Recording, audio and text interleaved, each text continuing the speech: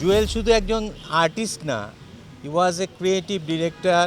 তার অনেক গুণে গুণান্বিত সবাই কিন্তু বাংলাদেশের প্রথম ইয়াং জেনারেশন বা পুরা যার জন্য ক্রেজ ছিল প্রথম আয়ুব বাচ্চু দিয়ে আমি বলবো যে বাচ্চু ভাইয়ের ইন্ডাস্ট্রি যে লসটা, মানে অ্যাকচুয়ালি ওই লেভেলের মিউজিশিয়ান গায়ক শাফিন আহমেদ এত জনপ্রিয়, এত পপুলার, প্লাস যে ফ্যামিলি উনি বিলং করে এবং তার যে গানের যে ঐতিহ্য, তার ক্লাস বলেন, কেন মাইলসের সাথে আমাদের মনে আছে প্রথম, অনেকে জানে না, প্রথম যে DVD history of Bangladesh Bengali music DVD আমাদের একসাথে লঞ্চ হয়েছিল ডিসকো রেকর্ডিংয়ের ঢাকাতে 93-তে, এবং এমটিভিতেও বোম্বেতে আমাদের একই মাসে শুটিং হয়। শাফিন ভাইয়ের বিয়েতে ছিলাম, খুব কম আর্টিস্ট ওয়াজ দেয়ার, আমি ছিলাম। অ্যান্ড লাস্ট যেটা হলো যে কয়েক মাস আগে একটা প্রোডাক্ট লঞ্চ হলো ইয়েতে, শুটিং ক্লাবে, সেখানে আমরা দুজন পাশাপাশি, ইনসিডেন্টলি আমাদের সিট ছিল পাশাপাশি। তো সবচেয়ে বড় যেটা ক্ষতি যে বাংলাদেশে এই লেভেলের সিঙ্গার মিউজিশিয়ান এত সুরে, এবং তার যে গানগুলো দেখবে, এগুলো আমি মনে করি যে আরও 100 ইয়ার্স মানুষ ভুলতে পারবে না, এটা একটা। আর জুয়েল, সত্যি কথা বলি কি, এত ক্রিয়েটিভ, অনেক যারা ইয়াং জেনারেশন হয়তো জানবে না, তার ডিরেকশন, তার ক্রিয়েটিভিটি, উপস্থাপনা, গান, কম্পোজিশন, কনসেপ্ট।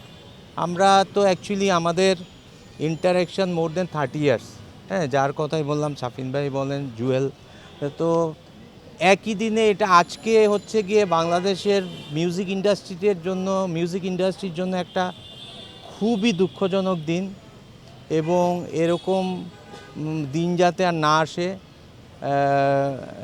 জুয়েল এবং শাফিন ভাই এরা বাংলাদেশ সঙ্গীতপ্রেমী, এবং পৃথিবীতে যারা বাংলা ভাষাভাষী আছেন তাদের মনে তাদের কাজ দিয়ে, ক্রিয়েটিভিটি দিয়ে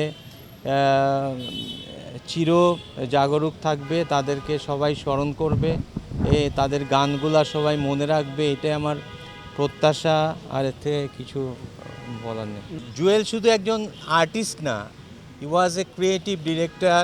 তার অনেক গুণে গুণান্বিত সবাই কিন্তু মানে এত গুণ থাকে না মানুষের। জুয়েলের ডিরেকশন দেওয়া, তারপরে উপস্থাপনা, সে এত ভালো একটা প্রোগ্রামকে কন্ডাক্ট করতে পারতো, মানে চিন্তার বাইরে।